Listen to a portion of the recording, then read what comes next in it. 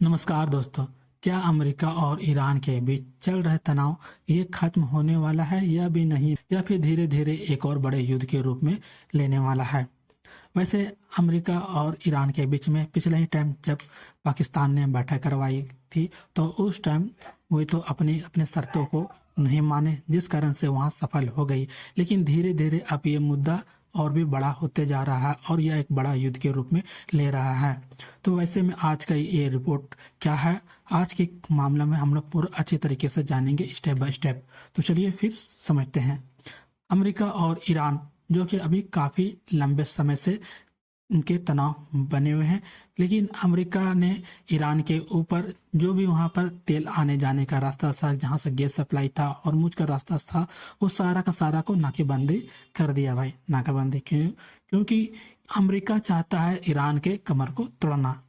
यदि वह ये रास्ता बंद कर देता है तो जिससे मेन ईरान के जो इनकम का सोर्स होते हैं वहाँ से ये बंद हो जाएगी, जहाँ से वह तेल बेच करके वहाँ से इनकम करता है। तो भाई हॉर्मुज से वहीं जब रास्ता ओपन रहता है तो वहाँ से जैसे आना जाना करते हैं, वहाँ से कुछ परिवार वहाँ से टैक्स काट करके वहाँ से वह इनकम सोर्स करता है। ये तो वहीं ट्रम्प ने ये दिमाग लगाया क्यों ना इसी रास्ते को वह बंद कर दिया जाए, जिससे ईरान की कमर को टूट जाए और इससे इनकम का रास्ता ही खत्म हो जाए। वैसा क्यों चाहता है? क्योंकि भाई अमेरिका चाहता है कि अपनी शर्तें को मनवाना। वैसे पिछले ही टाइम जब बैठक हुई थी अमेरिका और ईरान के बीच में, तो उस टाइम यह शर्त रखी गई थी कि तुम 20 साल तक यूरेनियम को नहीं बनाना। अब ये यूरेनियम क्या चीज़ है? जिससे परमाणु हथियार बनाया जाता है, उसे ही यूरेनियम कहते हैं। अब ईरान ने बोला कि 20 साल के लिए मैं तो आपकी बात को नहीं मानूंगा, लेकिन मैं 5 साल तक ये नहीं करूंगा। जिस कारण से अमेरिका एक तरफ अपनी जिद में अड़ गए, वहीं ईरान भी अपनी एक जिद में अड़ गए, जिस कारण से दोनों ने बातें नहीं बन पाई और उस टाइम वह बात असफल हो गई और वही शांति वार्ता की जो भी रखा गया था बैठक, वो खत्म हो गई। लेकिन उसी को बीच में देखते हुए फिर से यह एक बार और दोबारा को बैठक कराया जा रहा है और इसके लिए भी फिर से पाकिस्तान ने ही यह बात रखी है, इस्लामाबाद में ही। अब ये अहम मुद्दे के रूप में फिर से यह बैठक होने जा रही है। अब आगे देखना है कि क्या ये अहम मुद्दा के ऊपर बात तो होती है, लेकिन क्या ये दोनों आपस में जो शर्तें नहीं मानने के लिए कसम खा रखी है, या शर्त मानते हैं या फिर नहीं मानते, ये चीज़ तो आगे देखने को ही मिलेगा ही। लेकिन अभी वैसे युद्ध तो खत्म नहीं हुआ है, अभी भी काफ़ी ज़्यादा वहाँ पे तबाही किए जा रहे हैं, एक दूसरे के ऊपर मार तो मार हो ही रहा है। लेकिन अमेरिका और ईरान युद्ध में काफ़ी ज़्यादा सभी को दोनों को बीच में नुकसान भी हुई है। वहीं ईरान में काफ़ी ज़्यादा अधिकारियों की मृत्यु भी हुई है और काफ़ी बड़े बड़े नेता की भी मृत्यु हो गई, जो कि वहाँ के संपत्ति भी काफ़ी ज़्यादा नुकसान हुई है दोनों के। लेकिन ईरान भी ऐसे यहाँ पर पीछे नहीं है, ईरान भी अमेरिका को काफ़ी संपत्ति को बर्बाद किया है, काफ़ी लोगों को वहाँ पर भी मृत्यु हुई है। ऐसा नहीं है कि दोनों आपस में, लेकिन दोनों के बीच में जब ये युद्ध हो रहा है तो भाई ये दोनों को ही आपस में ये चल रहा है, लेकिन ये नुकसान दोनों को ही हो रहा है। लेकिन अभी देखा जाए तो भाई अभी हॉर्मुज जो कि रास्ता है वहाँ पर अमेरिका का ही पूरा कंट्रोल कर लिया, उसे पूरी तरीके से नाकाबंदी कर दिया ताकि यहाँ से जो भी है जहाज आ जा ना सके। लेकिन कुछ कुछ ऐसे है कि भाई निकल ही जाते हैं चोरी छुपे, वैसे में किसको भी रोक सकते हैं, कुछ कुछ तो लेकिन निकल ही जाते हैं।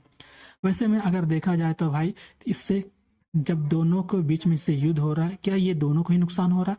इससे काफ़ी सारे देश में नुकसान हो रहा है, जहाँ पर तेल की कीमतें धीरे धीरे काफ़ी ज़्यादा उतार चढ़ाव हो रही है, जिस कारण से मार्केट पे काफ़ी ज़्यादा असर भी पड़े हुए हैं। उसी तरीके से चाइना ने भी बोल दिया कि यह काफ़ी ज़्यादा खतरनाक होने वाला है, यदि यह शांति की तरफ नहीं मुड़ता है तो चाइना ने साफ साफ बोल दिया है कि काफ़ी ज़्यादा आगे परेशानी हो सकती है। पिछले ही रिपोर्ट में मैंने बताया था कि IMF ने भी एक बड़ी चेतावनी भी दे दी है कि यदि यह युद्ध शांति नहीं रहती है तो आगे चलकर आर्थिक इकोनॉमी है उस पर काफ़ी ज़्यादा आर्थिक मंदी आ सकती है। लेकिन अब ये देखा जाता है कि यह युद्ध शांति में के रूप में लेते हैं या फिर वह फिर अपने अपने ही जिद में पड़े रहते हैं, ये तो आगे देखने को ही मिलेगा। ट्रंप ने तो डायरेक्ट ही बोलता है कि भाई मैं युद्ध रोकने के लिए तैयार हूँ, लेकिन तब जब ईरान हमारे शर्तों को मानेंगे तभी। लेकिन वहीं पर देखा जा रहा है तो भाई एक तरफ ईरान भी अपनी शर्तें को लेकर के बोल रहा है कि मैं बनाऊंगा तो बनाऊंगा, वहीं दूसरी तरफ अमेरिका भी बोल रहा है कि भाई मैं बनाने नहीं दूंगा। ये दोनों ने आपस में ही कसम खा रखा है। अब देखते हैं कि क्या दोनों में चल करके तीसरा रास्ता निकलता है।